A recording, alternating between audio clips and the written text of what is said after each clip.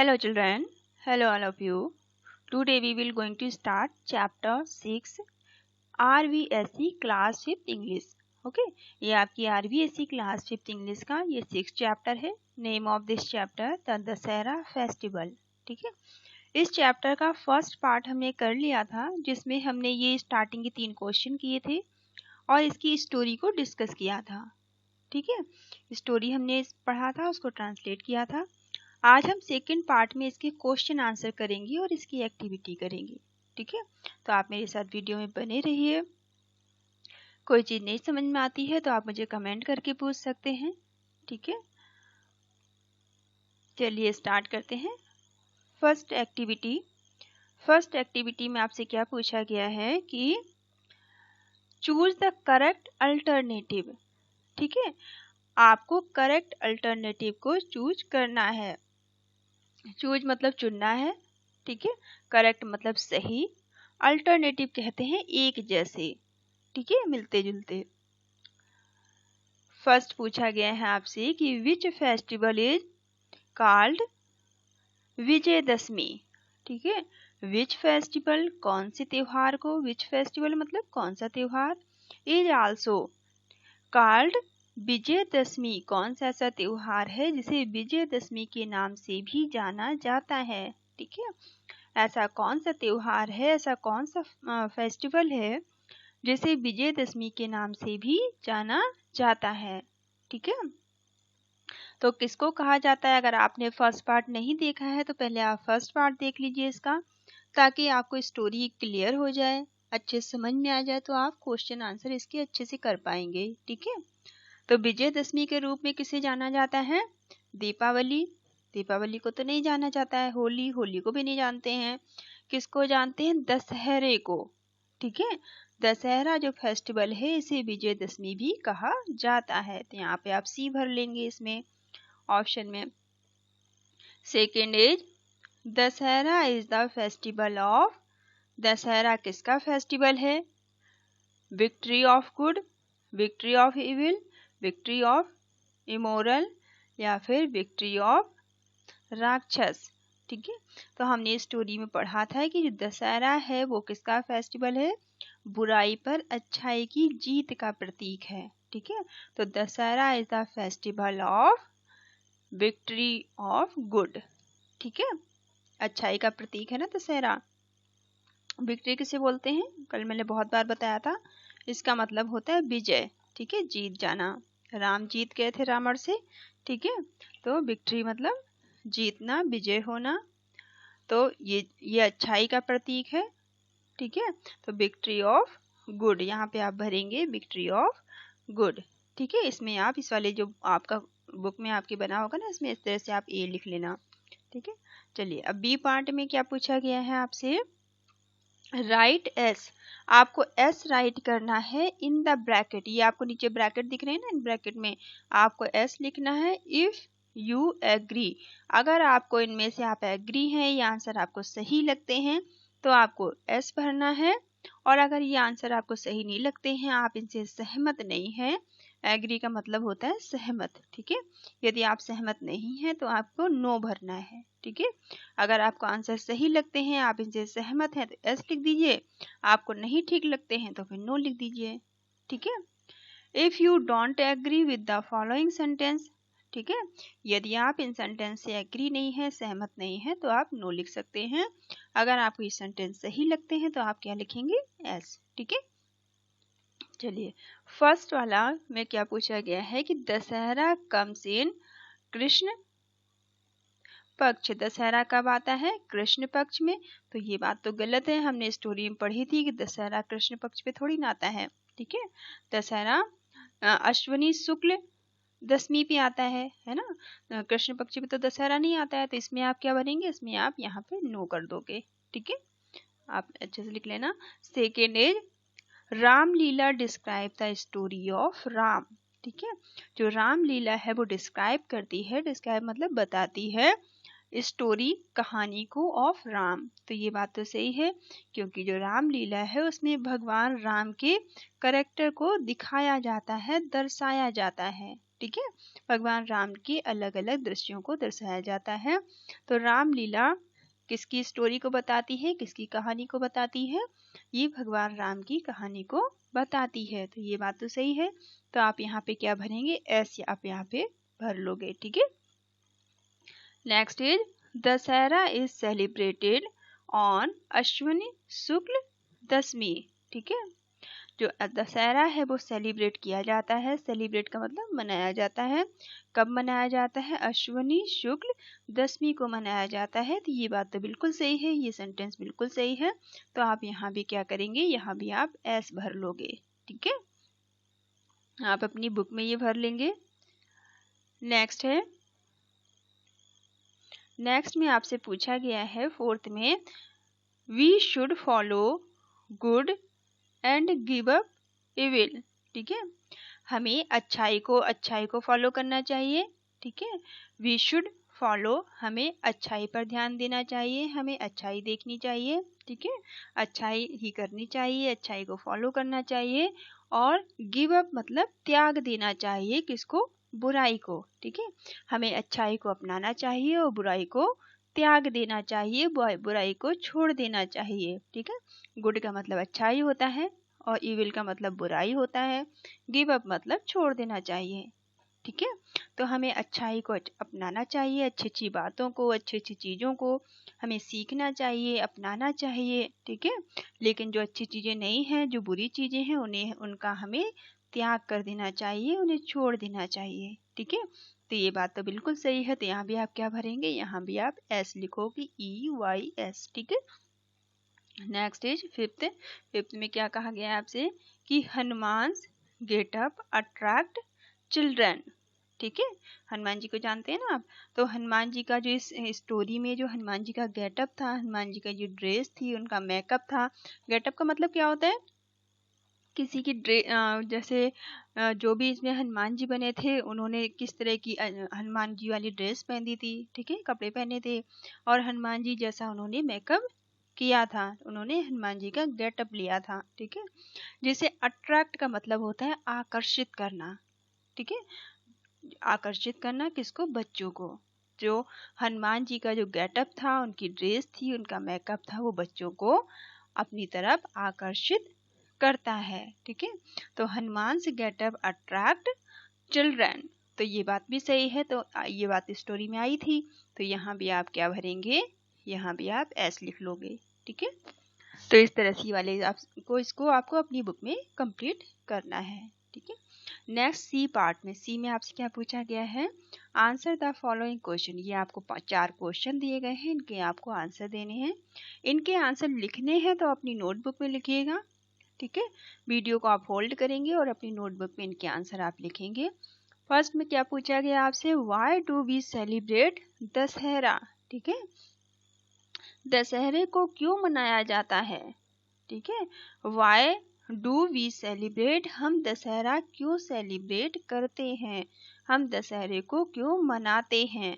ठीक है, तो आप इसका आंसर क्या बताएंगे? फर्स्ट वाले का, फर्स्ट का आंसर आप देंगे we celebrate Dussehra in honour of Ram's victory. ठीक है, हम दशहरा को क्यों मनाते हैं? दशहरा हम सेलिब्रेट करते हैं, दशहरा हम मनाते हैं ऑनर मतलब सम्मान में। ठीक है, ऑनर का मतलब क्या होता है? सम्मान। इसमें एच साइलेंट है, आप ध्यान रखेंगे। ठीक है, तो ऑनर किसके ऑनर में, किसके सम्मान में मनाते हैं? भगवान राम की जीत के सम्मान में हम दशहरा सेलिब्रेट करते हैं। ठीक है, तो we celebrate Dussehra in honour of Ram's victory. Victory कहते हैं जीत को, विजय को। ठीक है, तो राम की विजय के रूप में हम दशहरे को सेलिब्रेट करते हैं।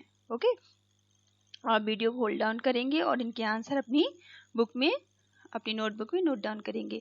अच्छा, इससे पहले का जो मैंने वीडियो डाला था जो इसका चैप्टर 5 था। ठीक है, आपका चैप्टर 5 का जो मैंने वीडियो डाला था, उसमें आपके जो क्वेश्चन आंसर मैंने कराए थे वो शो नहीं हो रहे हैं। ठीक है, अगर आप कहोगे तो मैं आपको दोबारा से उनको अलग से दे दूंगी, उन क्वेश्चन आंसर करा दूंगी। वो कुछ प्रॉब्लम हो गई थी, इसलिए वो ऐसे शो नहीं हो पा रहे थे।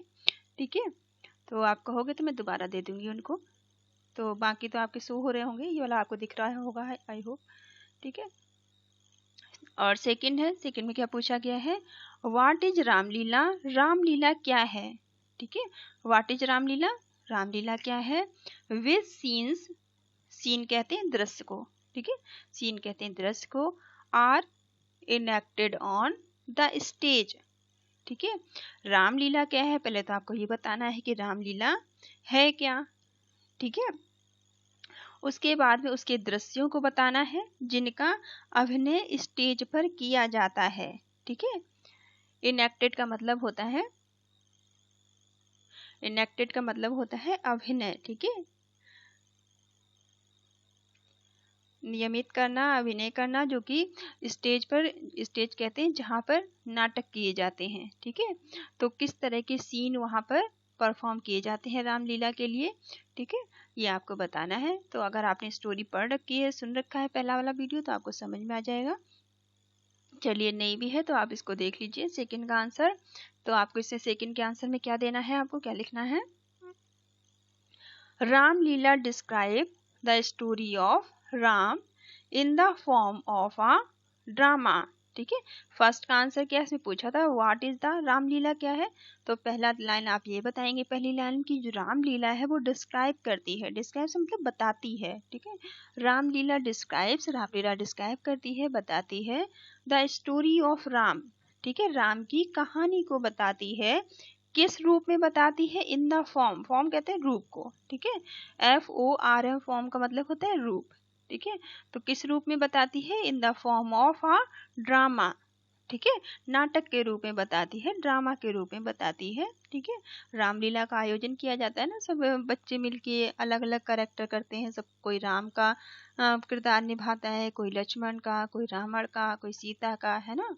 तो रामलीला को, राम की कहानी को बताने के लिए, उनकी कहानी को डिस्क्राइब करने के लिए रामलीला का आयोजन किया जाता है। ठीक है, तो Ramlila describe the story of Ram in the form of drama. ठीक है, ये तो फर्स्ट हो गया कि what is the Ramlila, Ramlila क्या होती है। आपसे यहाँ दो क्वेश्चन पूछे गए। दूसरे में पूछा गया है कि which scenes are enacted on the stage, stage पर किस किस तरह के क्या क्या सीन होते हैं। ठीक है, तो आप सेकंड का यहाँ से हो जाएगा आपका कि एवरी डे, हर दिन। ठीक है, एवरी डे मतलब हर दिन, many scenes of Ram's life, Ram के जीवन के बहुत सारे सीन्स को, बहुत सारे दृश्यों को दिखाया जाता है, जैसे कि सच एज, ठीक है, जैसे कि नारद मोह। ठीक है, नारद मोह, राम जन्म, भगवान राम का जब जन्म हुआ था उसे दिखाते हैं, और नारद के मोह को दिखाते हैं। फिर राम विवाह, ठीक है, राम के विवाह को दिखाया जाता है यहाँ पे। उसके बाद में राम के वनवास को दिखाते हैं। ठीक है, राम वनवास चले गए थे उसे दिखाते हैं। फिर ताड़का वध, ताड़का वध भी उसमें दिखाया जाता है सीन में। पंचवटी सीन, ठीक है, पंचवटी के दृश्य को दिखाया जाता है। सीता हरण, ठीक है, सीता का जब अपहरण हो गया था उसे दिखाते हैं।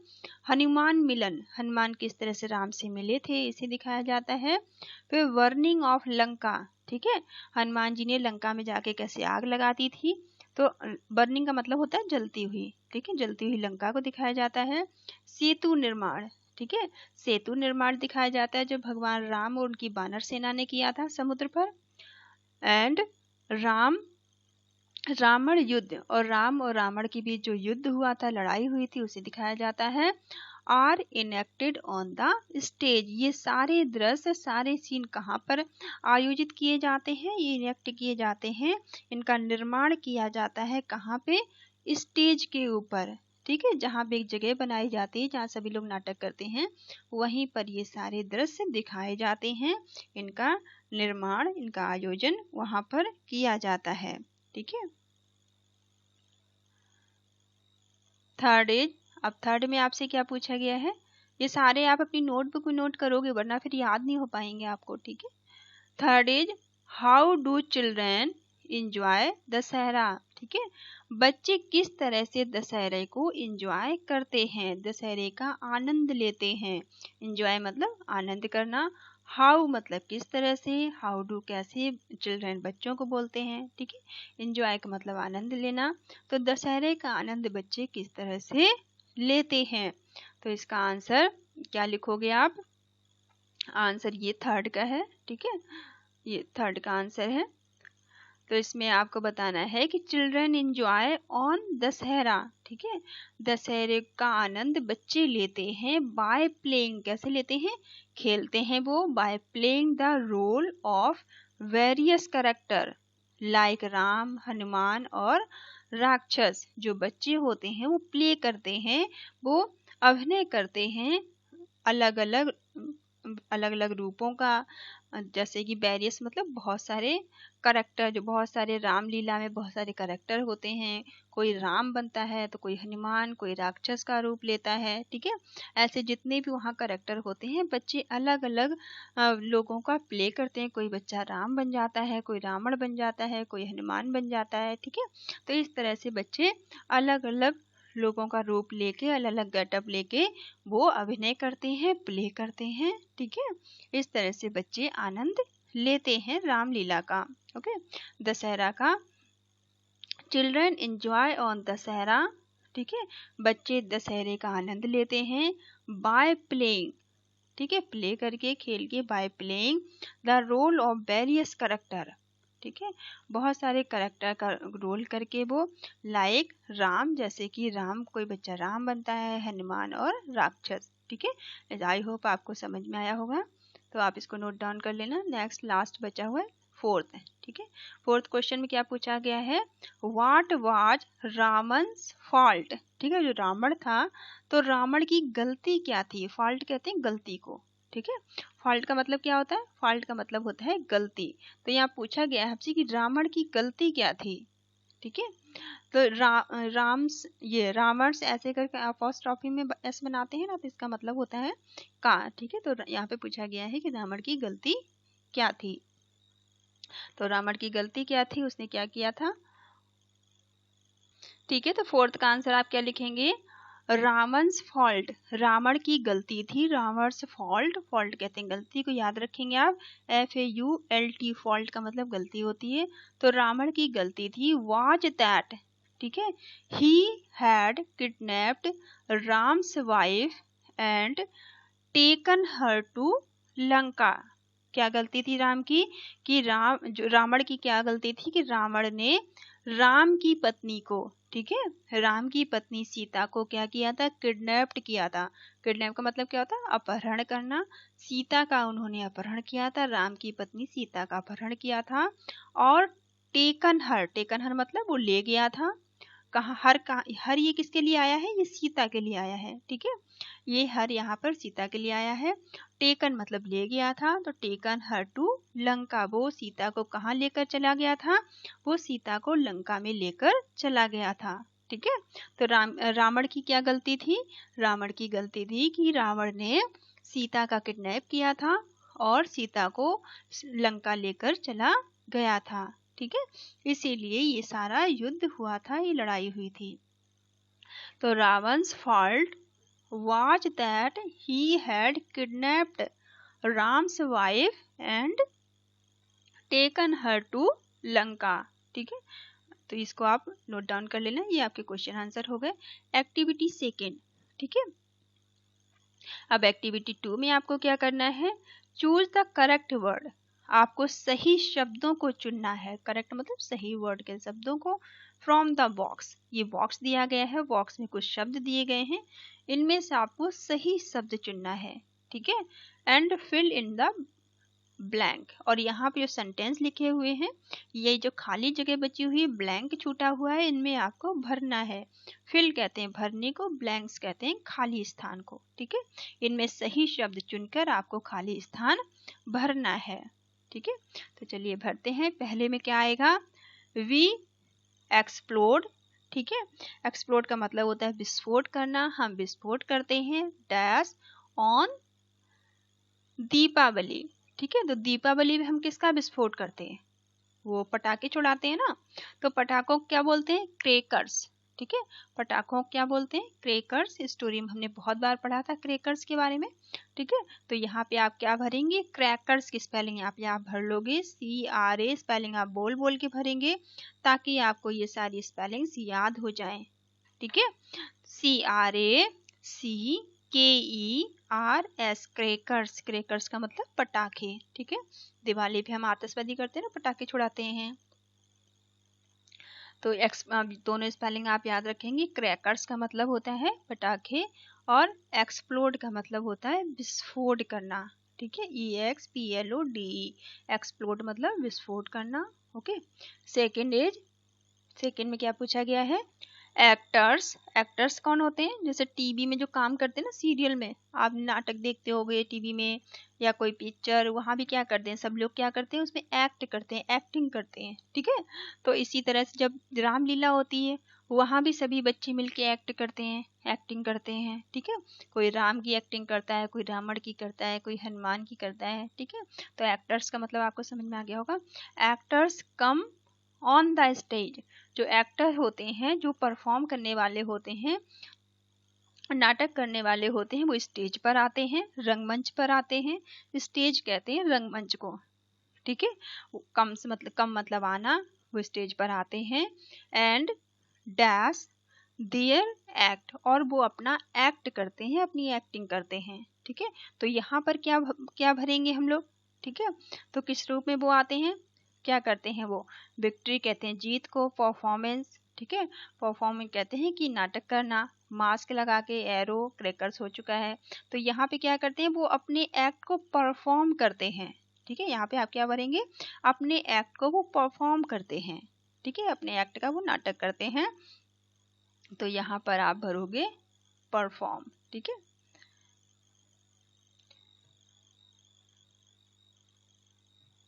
ठीक है, स्पेलिंग साथ साथ याद करोगे। PER, ठीक है, FORM, परफॉर्म। वो अपना यहाँ पे रंगमंच पे आकर वो अपना एक्ट करते हैं, वो अपनी एक्टिंग करते हैं, ठीक है। Third is children like to wear. Children पहनना पसंद करते हैं। वेयर का मतलब पहनना होता है, ठीक है, जैसे कपड़े पहनना। तो children like to wear dash of their favourite character, ठीक है। जो उनका पसंदीदा करेक्टर होता है, जो उनका पसंदीदा रोल होता है, उसके लिए वो पहनना पसंद करते हैं। तो क्या पहनना पसंद करेंगे? अगर कोई बच्चा हनुमान बन रहा है तो कैसे बनेगा? वो हनुमान की ड्रेस पहनेगा, ठीक है, हनुमान वाले कपड़े पहनेगा, और चेहरे पर वो कोई मास्क लगाएगा, तभी तो हनुमान जैसा दिखेगा, ठीक है, और मेकअप करेगा। तो यहाँ पे आप क्या भरेंगे? Children like to bear mask, ठीक है। Children like to bear mask on their favourite character. जो भी उनका पसंदीदा करेक्टर होगा उस तरह का वो मास्क लगाएंगे, ठीक है। चेहरे मुखौटे लगाते हैं ना, मास्क किसको बोलते हैं? मुखौटा को बोलते हैं, ठीक है। तो मास्क आप लिख देंगे MASK, मास्क से, ठीक है। नेक्स्ट इज फोर्थ में क्या पूछा गया है? India got dash over Pakistan in the Kargil war, ठीक है। जब इंडिया, भारत और पाकिस्तान के बीच कारगिल का युद्ध हो रहा था तो क्या हुआ था? हमारा देश जो भारत था वो जीत गया था, ठीक है। तो India got victory over Pakistan in the Kargil war. Kargil war में भारत पाकिस्तान से जीत गया था। तो यहाँ पे आप क्या भरेंगे? जीतने के लिए, विजय होने के लिए। विक्ट्री मतलब बताया था ना मैंने, विजय होना, ठीक है। तो विक्ट्री का मतलब होता है विजय होना। स्पेलिंग इनकी थोड़ी सी मुश्किल है, तो आप साथ साथ याद करोगे। विक्ट्री की स्पेलिंग क्या है? VICTORY, ठीक है। Next is fifth. देखो बेटा, अगर आप स्पेलिंग याद नहीं करोगे तो फिर आप एग्जाम में लिख नहीं पाओगे, ठीक है। इसलिए स्पेलिंग आप जरूर याद करना, तभी आप एग्जाम में लिख पाओगे। Next is Arjun aimed his dash at the words I, ठीक है। जो अर्जुन थे, ठीक है, अर्जुन के बारे में आपने अगर टीवी में देखा होगा, अर्जुन कौन थे? 5 पांडवों में से एक अर्जुन भी थे, ठीक है। तो अर्जुन का उद्देश्य क्या था? एम्ड बोलते हैं उद्देश्य, ठीक है। एम का मतलब जैसे आपका उद्देश्य क्या है? आपका उद्देश्य पढ़ाई करना है, ठीक है। तो इसी तरह से अर्जुन का एम था has dash at the words eyes. Words कहते हैं पक्षी को, चिड़िया को। उसकी आई पर क्या था? उनका उद्देश्य उस पक्षी की आंख पर निशाना लगाना था, ठीक है। और निशाना वो किससे लगाते? अपने तीर से लगाते हैं ना, धनुष बाण चलाते थे वो। तो यहाँ पे तीर को क्या बोलेंगे? एरो, ठीक है, तो एरो यहाँ पे आप भरोगे। ठीक है, यहाँ पे आप एरो भर लेना, एक ही बचा भी है। ठीक है, एरो ARROW क्या हो गया जाएगा, Arjun aimed his arrow, Arjun की एरो का, अर्जुन के तीर का, अर्जुन के बाण का उद्देश्य था। ठीक है, एरो कहते हैं बाण को, तीर को। तो अर्जुन के बाण का उद्देश्य था, एम्ड बोलते हैं उद्देश्य को। क्या उद्देश्य था, एट द बर्ड्स आइज, जो चिड़िया थी उसकी आंख पर निशाना लगाना उनके बाण का उद्देश्य था। ठीक है, तो ये सेकेंड एक्टिविटी यहाँ खत्म होती है। थर्ड में क्या आपसे पूछा गया है, लुक एट द पिक्चर। ठीक है, आपको नीचे कुछ पिक्चर्स दी गई हैं, लुक मतलब देखना, एट दीज पिक्चर, जो पिक्चर्स नीचे दी गई हैं उन्हें आप देखिए, एंड ऑब्जर्व। ठीक है, ऑब्जर्व कीजिए, ऑब्जर्व मतलब ध्यान देना, ध्यान से उन्हें ऑब्जर्व कीजिए, देखिए। पोजीशन ऑफ माउस, क्या आपको ऑब्जर्व करना है, क्या देखना है, पोजीशन देखनी है माउस की, और आउल, आउल कहते हैं उल्लू को, माउस कहते हैं चूहे को, चूहे और उल्लू की पोजीशन को देखना है और बताना है कि क्या है। ठीक है, देखिए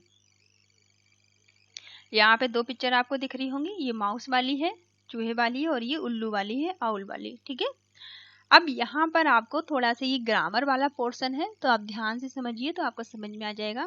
पहला देखिए, ये वाला पिक्चर जो आपको दिखाई दे रहा है, ये माउस कहाँ है, यहाँ पे माउस देखो डब्बे के नीचे छिपा हुआ है ना, बॉक्स के नीचे, तो under the box.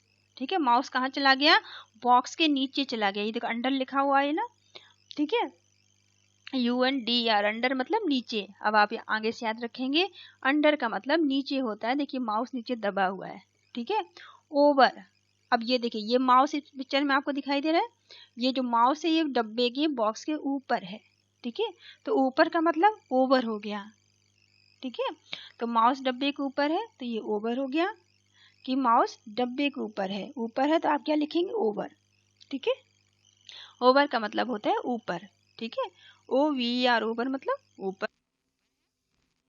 Third picture आप देखिए,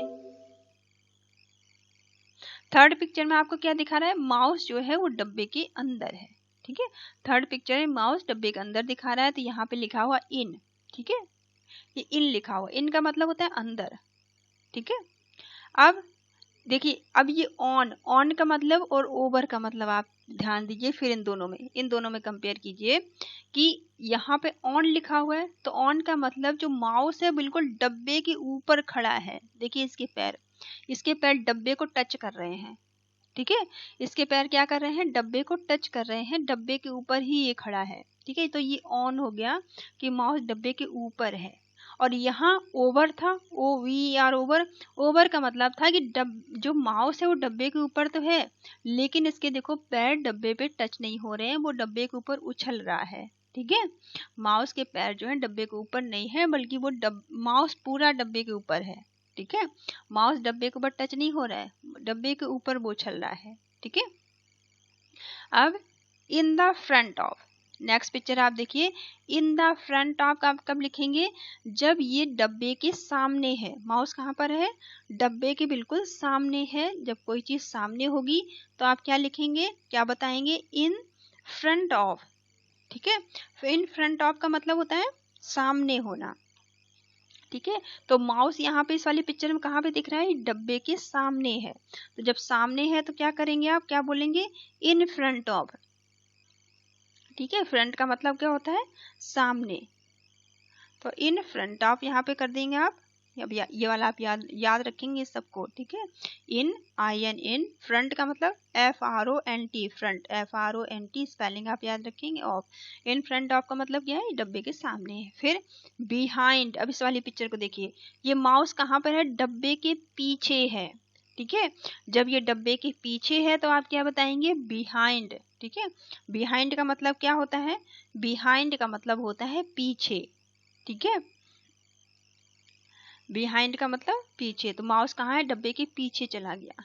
ठीक है, बिहाइंड चला गया। फिर नेक्स्ट टू, नेक्स्ट टू का मतलब है क्या है, ये इस साइड डब्बे को देखिए कि ना तो माउस आगे है, ना पीछे है, ना नीचे है, ना ही ऊपर है, ये क्या है, नेक्स्ट, डब्बे के बगल में है। ठीक है, तो नेक्स्ट टू का मतलब बगल में, ये डब्बे के बगल में है। ठीक है, तो आई होप ये सारे आपको समझ में आ गए होंगे। ठीक है, आप एक दो बार और अच्छे से पिक्चर देखेंगे, समझने की कोशिश करेंगे तो आ जाएंगे। अब यहाँ ये तो माउस वाली पिक्चर थी, अब यहाँ पे आप ऑल वाली पिक्चर देखिए, उल्लू वाली। अब यहाँ देखिए ऑन, ऑन का मतलब जो उल्लू है, आउल है, ये डब्बे के ऊपर बैठा हुआ है, ठीक है, डब्बे के ऊपर बैठा दिखाई दे रहा है ना यहाँ पे। फिर अंडर, अंडर का मतलब ये देखो ये बॉक्स नीचे दबा हुआ है, ठीक है, ये बॉक्स इसने अपने सर पे रख रखा है और ये खुद बॉक्स के नीचे है, ठीक है, बॉक्स को तो इसने अपने सर पे रख रखा है और खुद कहाँ पे है, ये बॉक्स के नीचे है। तो नीचे है आउल, आउल को देखिए आप, डब्बे को मत देखना, ये बॉक्स को मत देखना, सिर्फ ये उल्लू को देखना। तो उल्लू अब कहाँ पे है, ये नीचे है डब्बे के, तो नीचे है तो हम क्या बताएंगे, अंडर, UNDER, अंडर, ठीक है। फिर नेक्स्ट टू, नेक्स्ट टू का मतलब ये जो बॉक्स है, बॉक्स के साइड में है, ठीक है। जब ये साइड में है तो हम क्या बताएंगे, जब ये साइड में है तो हम बताएंगे नेक्स्ट टू, ठीक है। फिर in front of, in front of हम कब बताएंगे, जब ये ना आगे है, ये कहाँ पे खड़ा, डब्बे के आगे खड़ा है, डब्बा इसने पीछे कर रखा है, ठीक है। तो ये जब डब्बे के आगे आ गया, बॉक्स के आगे आ गया, तो ये क्या हो गया, इन फ्रंट ऑफ हो गया, ठीक है। फ्रंट मतलब ये सामने हो गया, फ्रंट की स्पेलिंग आप याद कर लेंगे, FRONT, फ्रंट, ठीक है। ये डब्बे के या बॉक्स के सामने आ गया।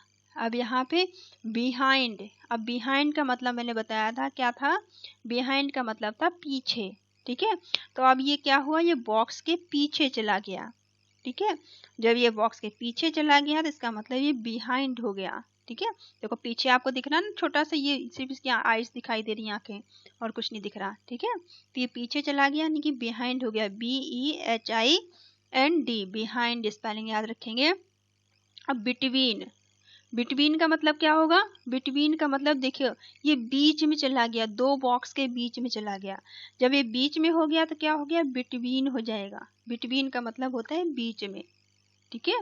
तो बिटवीन का मतलब बीच में तो होता है। अब ये दोनों बॉक्सों के बीच में चला गया, दिख रहा है ना आपको ये सही पिक्चर में, दोनों बॉक्स के बीच में चला गया तो बिटवीन हो गया। फिर अराउंड, अराउंड का मतलब क्या है, ना ये ऊपर है, ये देखो ये पिक्चर में कैसे दिखाई दे रहा है, ना ऊपर है ना नीचे है, ठीक है, ना साइड में है, ये कहाँ पर है, ये जो ये एक खंबा से खड़ा है, बॉक्स को सीधा कर दिया गया है और ये बॉक्स के बीचों बीच में है, ठीक है, ये बॉक्स के बीचों बीच में है ऊपर की तरफ, ठीक है। आधा इससे ऊपर ये है और आधा बीच में, ये बीच में अटका हुआ है, ठीक है, ना हवा में उड़ रहा है, ना इधर है ना उधर है, ठीक है। तो इसके अराउंड है, ठीक है। तो अराउंड ये अब कहाँ चला गया, अराउंड चला गया, इसके आसपास हो गया ये। नेक्स्ट लास्ट ये बचा हुआ है थ्रो। अब थ्रो का मतलब क्या होता है, अब इस माउस को देखिए, ये बॉक्स जो था इसमें एक छेद हो गया और ये छेद से अपने आप को क्रॉस कर रहा है, एक साइड से दूसरे साइड जाने की कोशिश कर रहा है। तो ये क्या कर रहा है, थ्रो कर रहा है अपने आप को, थ्रो मतलब फेंकना होता है। तो ये अपने आप को एक तरफ से दूसरी तरफ ये जंप करने की कोशिश कर रहा है। इस देखो ये छेद से इधर निकलने की कोशिश कर रहा है ना यहाँ पे, तो ये थ्रो कर रहा है, अपने आप को फेंक रहा है, ठीक है। थ्रो का मतलब ऐसे फेंकना होता है। तो आई होप आपको समझ में आए होंगे। अब आपको यहाँ पर इसी तरह बताया गया है कि क्या क्या हो रहा है। पहला माउस अंडर था, मतलब पहला माउस नीचे था बॉक्स के, दूसरा माउस बॉक्स के ऊपर उछल रहा था, तीसरा माउस बॉक्स के अंदर था, ठीक है।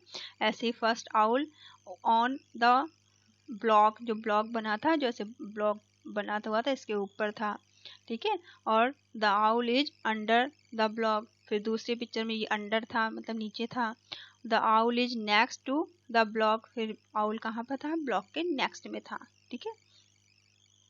तो इस तरह से, और ये सारे क्या थे जो हमने अभी इसमें देखे ना अंडरलाइन वाले, ये देखिए अंडरलाइन हो रहे हैं, ये अंडरलाइन हो रहे हैं, ये सब क्या थे, ये सब प्रीपोजिशन इनको बोलते हैं, आप याद रखेंगे।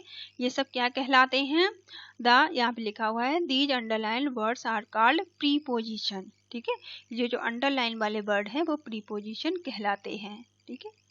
दे आर यूज बिफोर नाउन और प्रोनाउन, इनको कहाँ यूज किया जाता है, नाउन और प्रोनाउन से पहले, ठीक है। अब नाउन और प्रोनाउन क्या होते हैं ये भी आपको जानना चाहिए।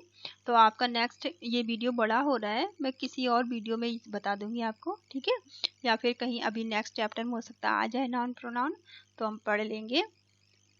सो द प्लेस, ठीक है, आप थोड़ा थोड़ा सा यहाँ समझते चलिए कि नाउन प्रोनाउन क्या होते हैं। जितना आपको यहाँ बताया गया है कि ये शो द प्लेस, ये जगह को बताते हैं।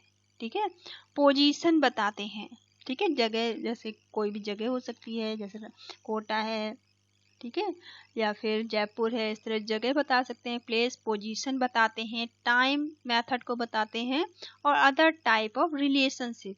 ठीक है, और रिलेशनशिप भी बताते हैं कि आपका भाई है, बहन है, मम्मी है, पापा है। ठीक है, या two noun between two noun, किस किस के बीच, दो नाउन या प्रोनाउन के बीच में ये रिलेशन बताने का भी काम करते हैं।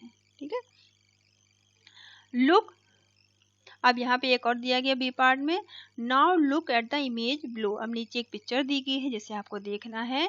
फिल और सुटेबल प्रीपोजिशन, और आपको ये जो प्रीपोजिशन हमने ऊपर पढ़े थे इनको आपको भरना है। ठीक है, ये देखिए अभी हमने जो पढ़ा था वही आपको अब यहाँ पे भरना है।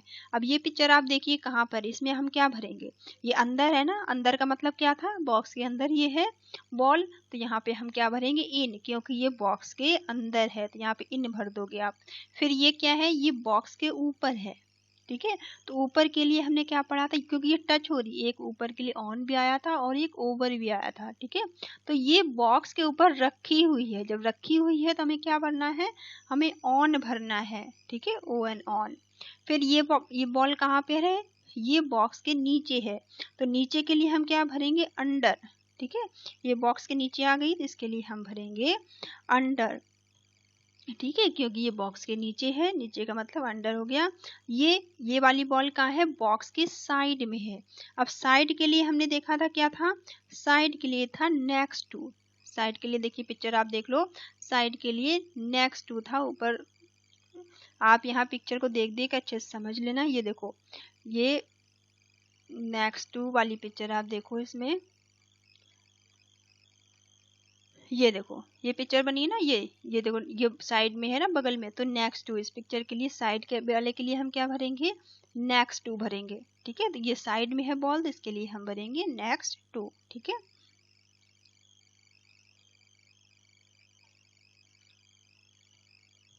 ठीक है, नेक्स्ट टू हो जाएगा इसके लिए। फिर ये वाली बॉल कहाँ पे है, ये बॉक्स के पीछे चली गई, तो पीछे के लिए हमने क्या पढ़ा था, जब बॉल पीछे हो जाती है तो इसको लिए हम क्या भरेंगे, बिहाइंड। क्या भरेंगे पीछे के लिए, ठीक है, पीछे के लिए बिहाइंड भरेंगे। ठीक है, ये क्योंकि बॉल पीछे चली गई, बिहाइंड चली गई। ठीक है, नहीं समझ में आता है तो आप दोबारा ऊपर जो भरे हुए हैं इनकी पिक्चर आप देखेंगे, ये देखो। ठीक है, यहाँ पे देखो बिहाइंड वाली पिक्चर कौन सी, ये देखो ये माउस था ना, ये बिहाइंड चला गया ना बॉक्स के, तो बिहाइंड का मतलब पीछे होता है। ठीक है, तो यहाँ पर ये बॉल पीछे है तो आप क्या भरेंगे, बिहाइंड भरेंगे इसके लिए। फिर ये वाली बॉल तो बिल्कुल सामने है, अब सामने के लिए क्या भरना था, सामने के लिए भरना था इन फ्रंट ऑफ। जब कोई चीज सामने होती है तो वो उसे क्या क्या कहलाती है, इन फ्रंट ऑफ। ठीक है, इन फ्रंट ऑफ कहलाती है फिर। ठीक है, अब ये वाली बॉल कहाँ है, ये दो बॉक्स के बीच में आ गई है। ठीक है, अब जब बॉक्स के बीच में बॉल आ गई तो क्या हो जाएगी, ये बिटवीन हो जाएगी। ठीक है, बीच में आने का मतलब जब बीच में कोई चीज आ जाती है तो उसे क्या बोलते हैं, उसे बिटवीन बोला जाता है। ठीक है, तो बॉल ये देखो दोनों बॉक्स के बीच में आ गई ना बॉल, तो ये क्या हो गई, बिटवीन हो गई। स्पेलिंग में आप याद करेंगे साथ साथ में, बिटवीन का मतलब होता है बीच में।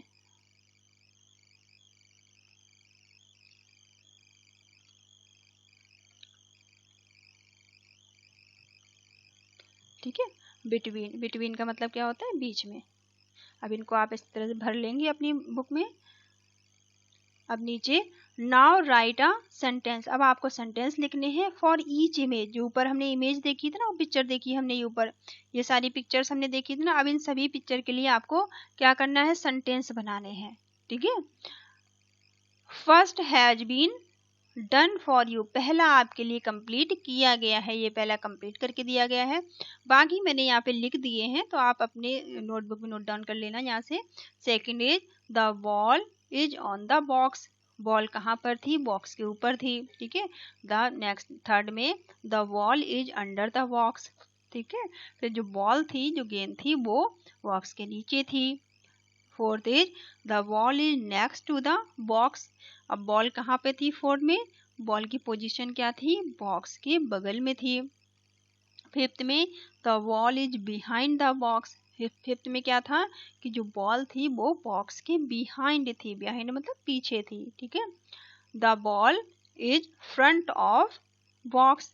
अब सिक्स वाले सेंटेंस में क्या था कि जो बॉल थी वो फ्रंट ऑफ मतलब बीच, वो सामने थी बॉक्स के, ठीक है, बॉल बॉक्स के सामने थी। नेक्स्ट 7 में the ball is between the box. Last वाले में जो बॉल थी वो दो बॉक्सों के बीच में थी। जब बीच में जो कोई चीज आ जाती है तो बिटवीन कहते हैं, ठीक है। ये आपकी एक्टिविटी खत्म होती है। नेक्स्ट एक्टिविटी है फोर्थ, ठीक है। वीडियो बहुत बड़ा हो रहा है, इसको मैं जल्दी से बता देती हूँ आपको कि ये जो फोर्थ एक्टिविटी है इसमें आपको एक्ट करना है। The teacher will divide the class into 2 group. आपके स्कूल में जो भी टीचर हैं वो आपकी क्लास को 2 पार्ट में बांट देंगे। The name those group after great personality like, और ये जो ग्रेट पर्सनालिटी हैं, जो महान लोग हैं, उनके नाम पर ये ग्रुप को बांट दिया जाएगा, ठीक है। ग्रेट पर्सनालिटी मतलब जो महान लोग होते हैं, जैसे विवेकानंद, ठीक है। एक ग्रुप बन जाएगा विवेकानंद ग्रुप हो जाएगा और दूसरा सुभाष चंद्र बोस का ग्रुप हो जाएगा। एक विवेकानंद का ग्रुप बन जाएगा और एक सुभाष चंद्र का ग्रुप बना दिया जाएगा। Now the teacher calls one student from each group. अब जो टीचर होंगे आपके वो हर एक ग्रुप के एक बच्चे को बुलाएंगे। एंड ही या सी जो भी होगा, लड़का या लड़की, will get ready with check और मार्कर। अब वो एक जो बच्चे को बुलाएंगे वो तैयार होगा, रेडी होगा, चौक लेकर और मार्कर्स लेकर इन हिज या हर हैंड। वो अपने हाथ में चौक लेगा या फिर मार्कर जो भी होगा आपके स्कूल में वो लेंगे। The teacher speak out a word from the lesson. अब टीचर क्या करेंगे, लेसन में से कोई भी एक शब्द बोलेंगे। स्पीक आउट मतलब बोलना, कोई शब्द बोलेंगे। द बॉय और girl who right the word on the board. और जो बच्चा खड़े हैं, दोनों बच्चे, जो लड़की या लड़का जो भी खड़े हैं, वो क्या करेंगे, वो ब्लैक बोर्ड पर जो उनके टीचर ने शब्द बोला है उसे वो वहां पर राइट डाउन करेंगे। Will learn the point of his या हर टीम। और उनकी जो टीम है वो पॉइंट को लर्न करेगी, पॉइंट अर्न करेगी। अर्न मतलब कमाना, ठीक है, पॉइंट्स इकट्ठे करेंगे। Then the other pair comes, फिर दूसरा पेयर आएगा, ठीक है। इन हिज बे, इसी तरह से उस टीम के एक एक करके पेयर, दो दो बच्चे आते जाएंगे और जो टीचर नाम बताएंगे उनको वो ब्लैक बोर्ड पर नोट डाउन करते जाएंगे। जितने बच्चे सही सही स्पेलिंग लिखेंगे, सही सही नाम और लिखेंगे, उनको ज़्यादा नंबर मिलेंगे, ठीक है। तो इस तरह से ये आपका गेम है, जो एक्टिविटी आप अपने दोस्तों के साथ मिलकर या अपने स्कूल में कर सकते हैं, ठीक है। ये एक्टिविटी आपके लिए है जो आप अपने भाई बहनों के साथ भी कर सकते हैं, अपने दोस्तों के साथ भी कर सकते हैं, और अगर आप स्कूल जा रहे हैं तो आप स्कूल में भी कर सकते हैं, ठीक है। नेक्स्ट लास्ट एक्टिविटीज में बची हुई है एक्टिविटी 5th, ठीक है। इसमें आप देख लीजिए क्या करना है। राइट अ नोट, आपको एक नोट लिखना है, ठीक है, on how you celebrate Dussehra last time. क्या नोट लिखना है कि हाउ यू सेलिब्रेट, आपने कैसे मनाया था, सेलिब्रेट मतलब मनाना, आपने किस तरह से मनाया था दशहरे को लास्ट टाइम, ठीक है। जो पिछली साल आपने दशहरा मनाया है वो कैसे मनाया था आपने, ये आपको लिखना है एक नोट में। इन योर डिस्क्रिप्शन, ठीक है, अपने शब्दों में लिखिए। You have right about your visit on the Ramlila group. जो भी आप कहीं रामलीला में अगर गए हो तो वहाँ पर आपको रामलीला ग्राउंड के बारे में आप लिखना है। अगर आप घूमने गए हैं रामलीला तो वहाँ के ग्राउंड के बारे में लिखिए। Where you saw burning of the effigies of Ravan, Meghnath और कुंभकर्ण। जहाँ पर आपने पुतलों को जलते हुए देखा हो, इफिजीज कहते हैं पुतलों को, ठीक है, वर्निंग कहते हैं जलना, ठीक है, शो मतलब देखना। जहाँ पर आपने जलते हुए देखे हैं पुतले, किन किन के, रावण के, मेघनाथ और कुंभकर्ण के पुतले जहाँ पर आपने चलते हुए देखे हों। विजिट टू फेयर, जहाँ फेयर कहते हैं मेले को, जिस भी मेले में आप गए हों वहाँ पर आपने जो इनके पुतले जलते हुए देखे हैं उनके बारे में आप डिस्क्राइब करिए, बताइए, अपने शब्दों में लिखिए। ठीक है, ठीक है। तो यहाँ मैंने आपके लिखा है, आप ऐसे भी लिख सकते हैं या अपने हिसाब से आप लिख सकते हैं। ठीक है, आपने जो कुछ भी देखा हो उस हिसाब से आप लिख सकते हैं। आप थोड़ा सा आइडिया ले सकते हैं जो मैंने आपके लिए लिख दिया है। आप क्या लिखेंगे? It was the 10th day of Ashwini month, Ashwin month के 10वें दिन। ठीक है, शुक्ल पक्ष, जो शुक्ल पक्ष आता है उस पे दशहरा मनाया जाता है। I want to Dussehra fair, में दशहरा मेले में गया था। आई वॉन्ट मतलब गो का वेंट है ये। ठीक है, गो का पास्ट फॉर्म है। I went to Dussehra fair, कहते हैं मेले को, मैं दशहरे के मेले में गया था। देयर वर मैनी पीपल, जहाँ पर बहुत सारे लोग थे। ठीक है, पीपल कहते हैं लोगों को। दे वर इन फाइन ड्रेस, जो कि जिन्होंने अच्छे अच्छे कपड़े पहन रखे थे। फाइन ड्रेस कहते हैं अच्छे अच्छे कपड़ों को, साफ सुथरे कपड़ों को। It was the last day of Ramlila, ये रामलीला का अंतिम दिन था। ठीक है, when Ram was about to kill Ravan, जब राम जो थे वो रावण को मारने वाले थे। अंतिम दिन रामलीला का जो होता है तो राम रावण को मारते हैं।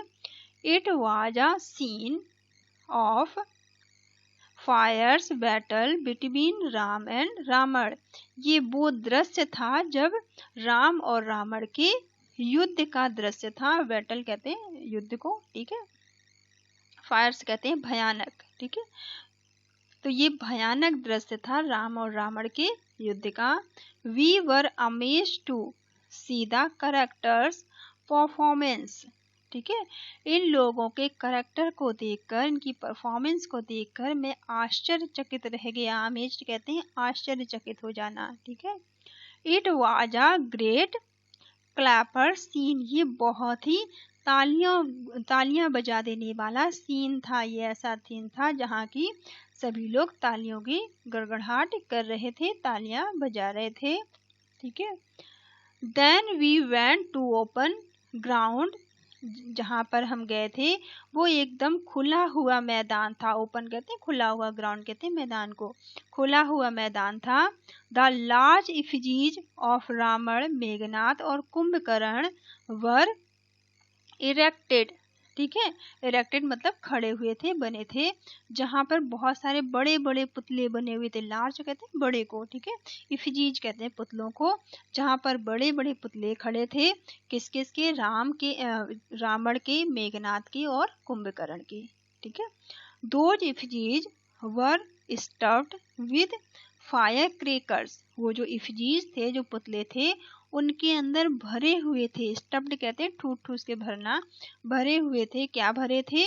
जलने वाले पटाखे भरे हुए थे। फायर क्रेकर्स भरे हुए थे, क्रेकर्स बोलते हैं पटाखों को। ठीक है, एट सनसेट, जब सूर्यास्त हुआ, Ram and Lakshman came in the chariot, जब सूर्यास्त हो रहा था तो राम और लक्ष्मण अपने रथ पर सवार हो गए। चैरियट कहते हैं रथ को। ठीक है, रथ पर सवार होकर वो आए, के मतलब आना।